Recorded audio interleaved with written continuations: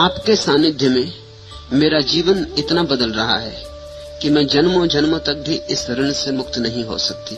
मेरा मौन भी गहराता जा रहा है, लेकिन मेरे मौन से मेरे स्वजनों को मेरे ऊपर उदासी उतरती नजर आती है, क्योंकि मैं उनके साथ नहीं रहती।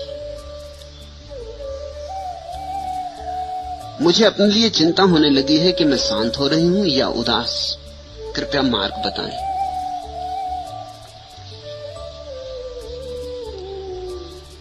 शांति जब आती है तो बहुत कुछ उसका रंग ढंग उदासी का होता है। उदासी से उसका थोड़ा तालमेल है। इसलिए अक्सर शांत व्यक्ति को बाहर से देखने वाले लोग समझ सकते हैं कि उदास हो गए, क्योंकि वो पुराने कह कहे अब न होंगे, वो राग रंग अब न होगा, गपसप में उत्सुकता अब न होगी, पर निंदा में रस अब न होगा, रेडियो और टेलीविजन और फिल्म में जाने में आतुरता न होगी। शांत व्यक्ति में ये सारी बातें खो जाएंगी। उसके भीतर इतनी रसधार बहने लगी है कि अब बाहर उसकी तलाश नहीं है। मनोरंजन की जरूरत किसको पड़ती है? जो उदास, इस सत्य को समझने की कोशिश करो। जितना उदास आदमी उतने मनोरंजन की जरूरत पड़ती है। इसलिए अमेरिका में सबसे ज्यादा मनोरंजन के साधन इजाद किए जा रहे हैं, क्योंकि अमेरिका बहुत उदास है। सब है और कुछ भी मालूम नहीं होता कि सार्थक है।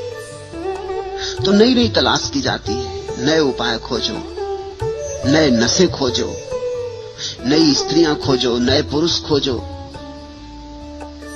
खोजते रहो कुछ भी कहीं अपने को उलझाए रखने के लिए। सांडों को लड़ाओ, कबूतर लड़ाओ, तीतर लड़ाओ या आदमियों को लड़ाओ। उत्तेजना का कोई उपाय खोजो। फिल्में भी बनानी होती तो ऐसी जिनमें उत्तेजना हो, छुरे खींचे, बंदूकें चले, हत्याएं हों, आत्महत्याएं हों, जासूसी हो। किसी तरह मुर्दा होते आदमी को थोड़ी सी ललक आए, वो जरा रीढ़ को सीधा करके फिल्म देखते वक्त बैठ जाए और देखने लगे कि हाँ कुछ हो रहा है, कि जिंदगी में कुछ हो रहा है। एक स्त्री से थक गए, अब दूसरी स्त्री खोज लो, थोड़ी देर को तो ललक रहेगी, फिर से हनीमून हो जाए, 2-4 दिन फिर से ज्योति आ जाए, लगे कि हाँ कुछ हो रहा है, जिंदगी बेकार नहीं। एक धंधा करते करते थक गए, धंधा बदल लो, जुआ खेल लो, दांव पर लगा दो रुपए। जब दांव पे आदमी रुपए लगाता है तो पता नहीं जीतेगा कि हारेगा, चित्त ठहर जाता है। एक क्षण को सब भूल जाता है, जिंदगी की उदासी, बेचैनी, बोरियत सब भूल जाता है। एक क्षण को एकदम ताजा हो जाता है कि पता नहीं क्या होने जा रहा है। लोग खतरे उठाने जाते हैं, पहाड़ चढ़ते हैं, सागर तैरते हैं, सिर्फ इसीलिए कि किसी तरह से ये जो बोरियत चारों तरफ लद गई, इससे थोड़ी देर के लिए छुटकारा हो जाए। मनोरंजन की तलाश दुखी और उदास आदमी करते। जो आदमी दुखी नहीं है, उदास नहीं है, वो मनोरंजन की तलाश नहीं करता। ये बड़ी उल्टी बात है। अब तुम बुद्ध को अगर कहोगे कि चलो नाटक दिखा लाएं, तो वो कहेंगे कि भाई तुम ही देखो, मैंने सब नाटक देख लिए।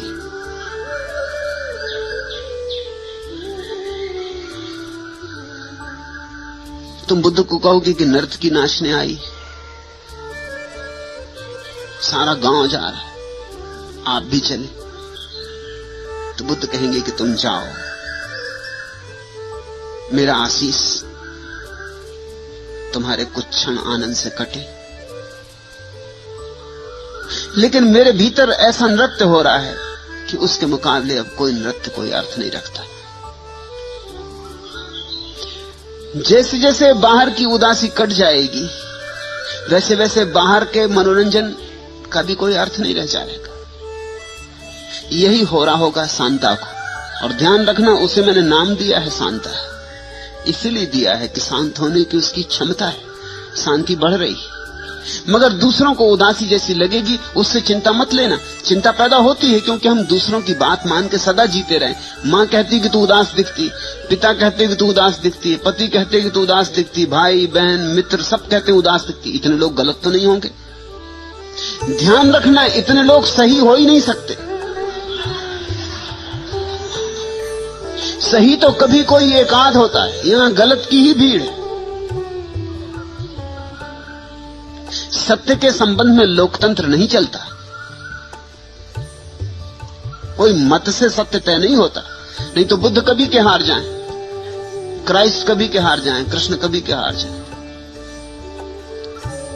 सत्य के संबंध में कोई मत का अर्थ नहीं। जो जानता है जानता, जो नहीं जानता वो नहीं जानता। फिर चाहे कितनी ही बड़ी भीड़ हो, इससे क्या फर्क पड़ता है? न तुम्हारी माँ को पता है कि शांति क्या है, न तुम्हारे पिता को पता है, न तुम्हारे भाई को, न तुम्हारे बहन को। हाँ, उन्हें उत्तेजना पता है, मनोरंजन पता है। अब तुम्हारी उत्तेजना कम हो जाएगी। वो ताश लेके बैठे, वो कहते हैं शांत आओ ताश खेलो, और तुम कहते हो मुझे ताश में कोई रस नहीं। तुम एक कोने में बैठ के झाजेन करना चाहते हो, आंख बंद करके बैठे भीतर का रस ले रहे हैं। वो कहेंगे ये क्या हो गया? ताश जैसी चीज इस समय कोई आंख बंद करके बैठता है? 4 आदमी ताश खेलते हैं, 20 आदमी खड़े होकर देखते हैं, वो भी बड़े उत्तेजित हो जाते हैं।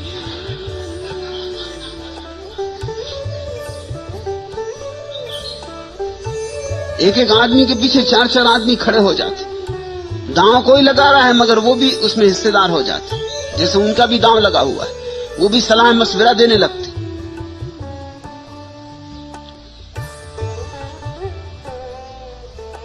फिल्म आ रही है टेलीविजन पर और तुम आंख बंद किए बैठे, तो स्वभावतः घर के लोग सोचेंगे ये क्या हो गया। भिन्नता के कारण उन्हें लगेगा उदास हो गई सांता। उनकी चिंता मत करना। उनका प्रेम है, लगाव है, आसक्ति है। समझ उनमें नहीं है, आसक्ति उनकी है। और जब समझ नहीं होती तो आसक्ति बड़ी खतरनाक होती। वो तुम्हें खींचने की कोशिश करेंगे, वो तुम्हें हर तरह से बाहर लाने की कोशिश करेंगे, शुभेच्छा से। उनकी इच्छा यही है कि उदासी टूट जाए। ये कहां की झंझट आ गई। ये भली चंगी बेटी हंसती थी, नाचती थी, गाती थी, गहनों में रस था, घंटों दर्पण के सामने खड़ी रहती थी। अब इसने गहरे वस्त्र पहन ली, अब इसको वस्त्रों में रस नहीं तो रोज सांझ को जाती थी एमजी रोड। लोग शॉपिंग करें या ना करें फिर भी जाते शॉपिंग को, ऐसा देखते ही निकलते जाते। दुकानों में जो साड़ियां सजी उनको देख देख के भी बड़े मगन होते। अब ये एक रंग का कपड़ा दे दिया, अब इसमें कुछ उपाय ना रहा बदलने का। घर के लोगों को लगेगा ये क्या हो गया। अभी तो जवान, अभी तो उत्सुकता लेनी थी, अभी तो और रंग की नई साड़ियां बाजार में आ रही, रोज रोज नए ढंग के वस्त्र बन रहे हैं।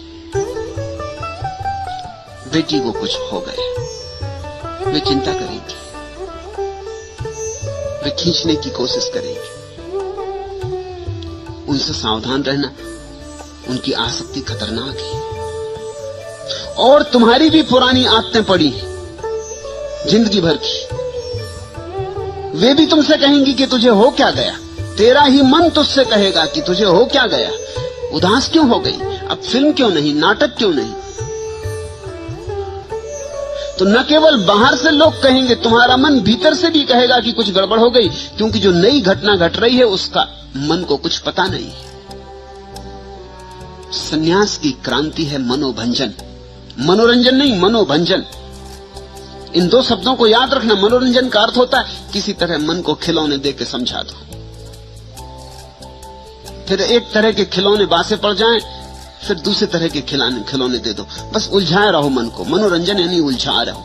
मनोभंजन का अर्थ होता है देखो सत्य को और मन को विदा दे दो, मन को छोड़ ही दो। उस अमन की दशा में समाधि फलित होती, उसके पहले कदम उठने शुरू हुए। यह शांति ही है, इसमें जरा भी चिंता की जरूरत नहीं।